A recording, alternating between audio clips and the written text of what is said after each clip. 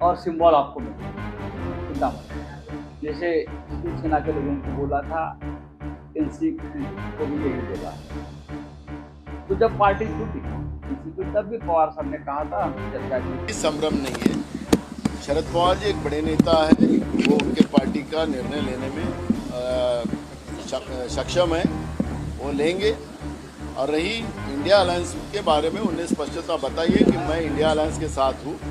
तो एक बार बेंगलुरु के बाद इंडिया की मीटिंग, इंडिया समिट, ये मुंबई में होगा 31 अगस्त, 31 अगस्त और 1 सितंबर को सर। और इस मीटिंग का आयोजन यानी होस्ट उद्धव ठाकरे जी यानी शिवसेना करेगी। मजबूती से खड़ा होना चाहिए और उसकी पूरी कांग्रेस की तरफ कोशिश करेंगी। 48 जगह में काम करते समय जो भी हमारे अलायंस में जगह छूटेगी, तो वहाँ पर हमारा जो साथी रहेगा उसको उसकी हमारे ताकत का फायदा हो, ये भी उद्देश्य उसके पीछे रहेगा। एक दूसरा, दर्शकों नमस्कार, मैं आपके साथ अबरारुल हक रहमान। 2024 को लेकर इस वक्त विपक्षी एकजुटता देखने को मिल रही है। विपक्षी एकजुटता को लेकर सबसे पहली बैठक आपने पटना में देखा। पटना के बाद 17-18 जुलाई को बेंगलुरु में एक बैठक होती है और दरअसल उस बैठक में इस पूरे गठबंधन का नाम भी तय कर दिया जाता है। इंडिया गठबंधन नाम दिया जाता है इस पूरे जो है मोर्चे को। और अब तीसरी बैठक की बारी है मुंबई में। आइए इस पूरे मामले को समझते हैं दर्शक। लेकिन इस बैठक के होने से पहले महाराष्ट्र में जो राजनीतिक घटना घटी है, यानी कि अजीत पवार ने बेंगलुरु की बैठक के होने के तुरंत बाद जिस ढंग से शरद पवार को धोखा दिया और एकनाथ शिंदे सरकार का हिस्सा बन गए, उप मुख्यमंत्री पद की शपथ ले ली, इसको अगर आप समझें तो ये लगता है कि अब महाराष्ट्र में इससे भी बड़ा कोई खेल होने जा रहा है। दरअसल शरद पवार पर सामना में छपे एक संपादकीय के तौर पर अब ये कहा जा रहा है कि क्या शरद पवार भी इस तरीके का कदम उठा सकते हैं और इसकी संभावनाएं किस तरीके से नजर आती है, वो आप इस दृश्य को एक बार देखिए। कैसे प्रधानमंत्री से शरद पवार की मुलाकात हो रही है। दरअसल पुणे के एक कार्यक्रम में शरद पवार और प्रधानमंत्री दोनों एक मंच पर थे और इसी बीच ये जो मुलाकात हुई उस पर कई राजनीतिक हमले जो है शुरू हो गए। पहले आप इस दृश्य को देखिए।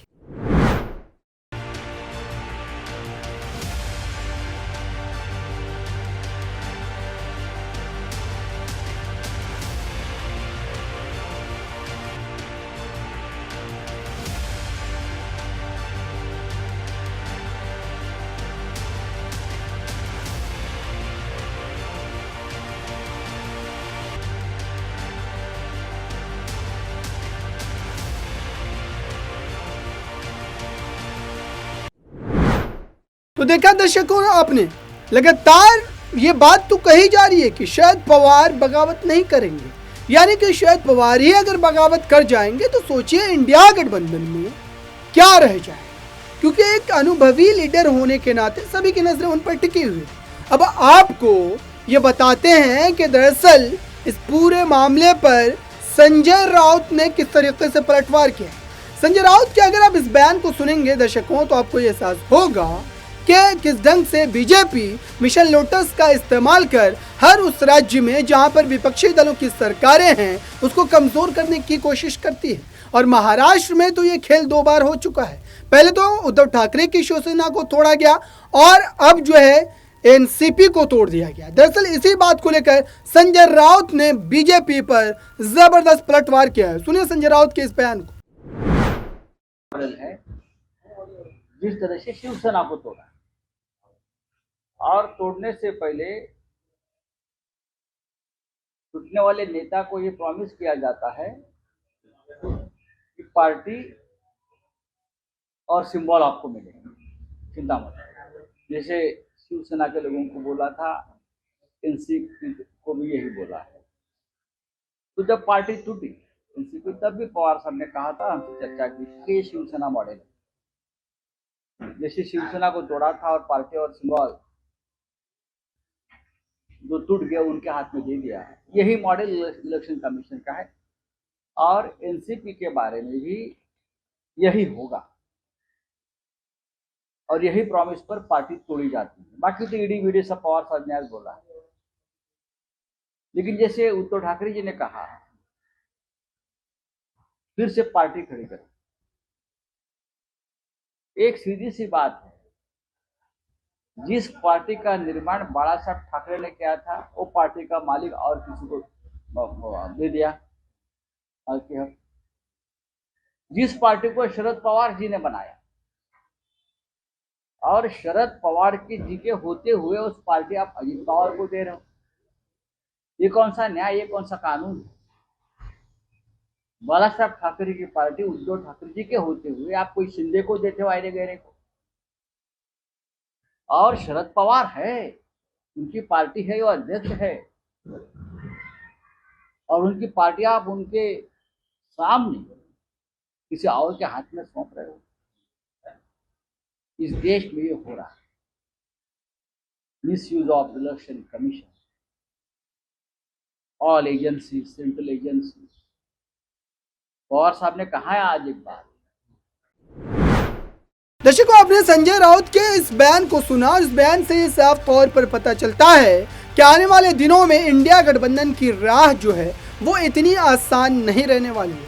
हालांकि कांग्रेस पार्टी के महाराष्ट्र इकाई अध्यक्ष नाना पटोले ने इस बार कम से कम महाराष्ट्र की राजनीति को लेकर ये बात सुनिश्चित की है कि 2024 की लड़ाई में पूरे महाराष्ट्र में बीजेपी के खिलाफ एक माहौल बन रहा है। सबसे पहले आपको ये समझना पड़ेगा दर्शकों कि महाराष्ट्र में ही सबसे ज्यादा प्रयोग क्यों किए जा रहे हैं, क्योंकि उत्तर प्रदेश के बाद अगर लोकसभा की सबसे ज्यादा सीटें किसी प्रदेश में हैं तो वो महाराष्ट्र है।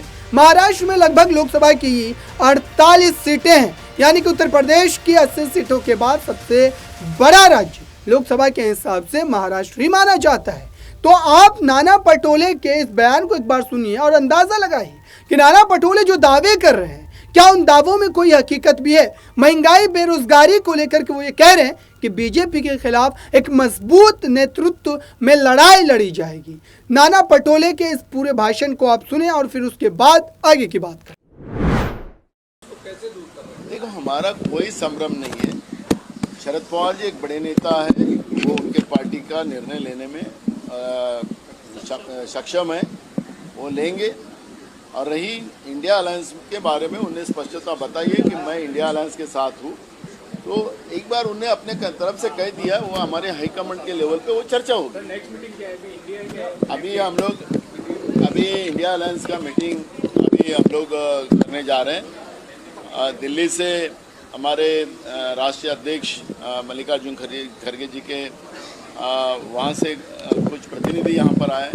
वो पूरे 31 और 1 तारीख की मीटिंग का आढ़ावा लेने आए हैं, जायजा लेने आए हैं, और उसके आधार पर ये मीटिंग बहुत अच्छी हो, क्योंकि देश भर से कई दल के नेता यहाँ पर आएंगे और उनका यहाँ पर एक मीटिंग बड़ी महत्वपूर्ण होना चाहिए, उससे बड़ा मैसेज पूरे देश में जाना चाहिए, और उसकी तैयारी करने में हम जुटे हुए हैं।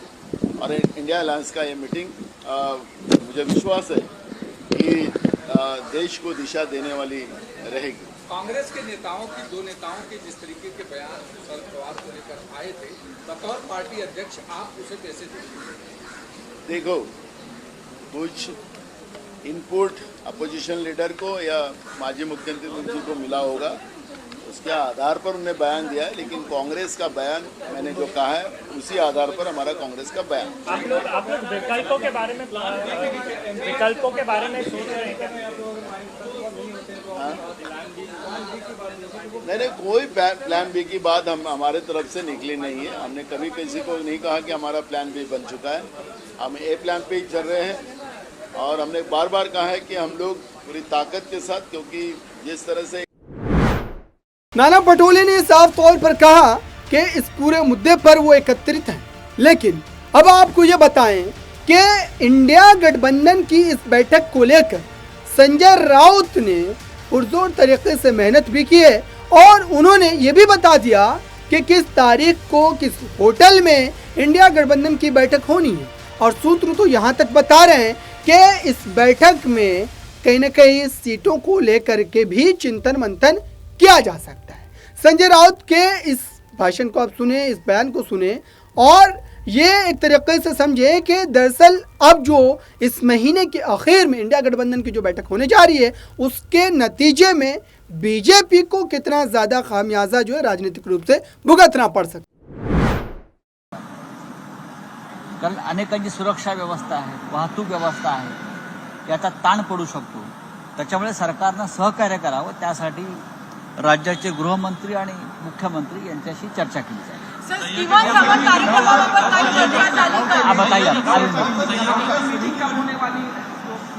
देखिए, पटना और बेंगलुरु के बाद इंडिया की मीटिंग, इंडिया समिट, ये मुंबई में होगा 31 अगस्त, 31 अगस्त और 1 सितंबर को। और इस मीटिंग का आयोजन यानी होस्ट उद्धव ठाकरे जी यानी शिवसेना करेगी। हमारे साथ हमारे साथी कांग्रेस और नेशनलिस्ट कांग्रेस पार्टी यानी राष्ट्रवादी कांग्रेस पार्टी रहेगी। आज के मीटिंग में शरद पवार साहब थे, सुप्रिया सुळे जी थी, पृथ्वीराज चौहान साहब थे, नानाजी पटोले, अशोक चौहान, सभी कांग्रेस के नेता थे।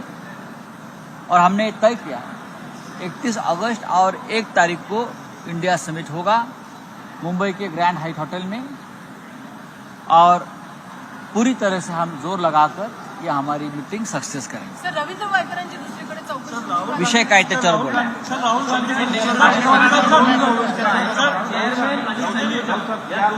हिंदी में जिम्मेदारी बांटी गई है और सभी पार्टी एक साथ बैठकर सभी निर्णय लेंगी। चाहे स्वागत करना है लोगों का, प्रमुख लोग आने वाले हैं, सिक्योरिटी की व्यवस्था है, इस बारे हम यहाँ की सरकार के साथ बातचीत हमारी चल रही है। लेकिन 31 और 1 तारीख को 31 तारीख को शाम को उद्धव ठाकरे साहब ने एक डिनर आयोजित किया है, सभी निमंत्रित जो है गेस्ट है उनके लिए। और 1 तारीख को सुबह 10 बजे से बैठक को प्रारंभ होगा 3 बजे तक और बाद में प्रेस वार्ता होगी। तो आपने संजय राउत के इस बयान को सुना। संजय राउत लगातार ये बात कह रहे हैं कि 31 अगस्त और 1 सितंबर को ये बैठक होनी है, लेकिन इस बैठक का असर कितना होगा ये तो जनता ही तय करेगी। अब दूसरे मुद्दे पर आते हैं। दरअसल भारत जोड़ो यात्रा दोबारा से शुरू की जानी है। गुजरात से इस यात्रा की शुरुआत होगी। इसको लेकर के नाना पटोले ने बहुत सारी बातें कही है और इन सारी बातों को सुनने के लिए आपको यह खास रिपोर्ट एक बार जरूर देखनी चाहिए। सभा न्याय पूरी स्थिति को वो अवगत कराएंगे। 15 तारीख के पहले वो प्रदेश को पूरा रिपोर्ट सादर करेंगे। 16 तारीख को हमारी कोर की बैठक होगी, उसमें हम उस लोक पार्लियामेंट क्षेत्र में क्या कौन सा लैकुना है, क्या तकलीफ है, वो बात को समझेंगे और पार्टी वहाँ पर उसी ताकत के साथ मजबूती से खड़ा होना चाहिए और उसकी पूरी कांग्रेस की तरफ कोशिश करेंगी। 48 जगह में काम करते समय जो भी हमारे अलायंस में जगह छूटेगी तो वहाँ पर हमारा जो साथी रहेगा उसको उसकी हमारे ताकत का फ़ायदा हो, ये भी उद्देश्य उसके पीछे रहेगा। एक दूसरा, राहुल जी गुजरात से नॉर्थ ईस्ट तक उनका मेघालय तक उनकी जो पदयात्रा सेकंड टप्पे की शुरू होने वाली है, वो जब वहाँ पे यात्रा शुरू होगी राहुल जी की, तब महाराष्ट्र में भी हम लोग हमारी पदयात्रा करने का हम लोगों ने एक प्लान किया। AICC ने हमको ये प्रोग्राम दिया है और वहाँ पर मैं खुद पूर्व विदर्भ में करूँगा पदयात्रा। पश्चिम विदर्भ में हमारे अपोजिशन लीडर विजय वडेट्टीवार करेंगे। उत्तर महाराष्ट्र में बाला साहब थोरात करेंगे। मराठवाड़ा में अशोक चौहान जी करेंगे और पश्चिम महाराष्ट्र में पृथ्वीराज चौहान जी करेंगे उसका नेतृत्व और बम्बई में वर्षा गायकवाड़ करेंगी। और कोंकण के एरिया में सभी नेता हमारी पदयात्रा खत्म इधर से होने के बाद कोंकण में हम सब लोग मिलके वहाँ जाएंगे। ये हो गया हमारा पदयात्रा का प्रोग्राम। ये यात्रा खत्म होने के बाद हम लोगों की बस यात्रा शुरू होने वाली है और बस यात्रा में पूरे महाराष्ट्र के हमारे सभी नेता साथ में रहेंगे और हर जगह हमारी सभाएं होंगी। हम लोगों से बातें करेंगे, लोगों की तकलीफें सुनेंगे, सरकार की केंद्र सरकार की और नाना पटोले लगातार ये दावा कर रहे हैं कि राहुल गांधी ने भारत जोड़ो यात्रा 1 में जिस तरीके से कांग्रेस पार्टी के वर्करों में एक जोश भरा, अब 2024 से पहले फिर से एक बार जो भारत जोड़ो यात्रा 2 शुरू होगी, इसका भी कहीं ना कहीं असर उसी ढंग से देखने को मिलता नजर आएगा। दर्शकों, आपका इस पर क्या कहना है और आप इस पूरे प्रोग्राम के बारे में क्या सोचते हैं, और साथ ही 2024 लोकसभा चुनाव को लेकर विपक्षी एकजुटता क्या बनी रहेगी आखिर तक, या फिर इसमें अजीत पवार की तरह ही कोई और बड़ा चेहरा फूट डालता नजर आएगा। इस खास रिपोर्ट में बस इतना ही। जुड़े रहिए बड़ी खबरों के लिए नेक्स्ट 9 न्यूज़ के साथ।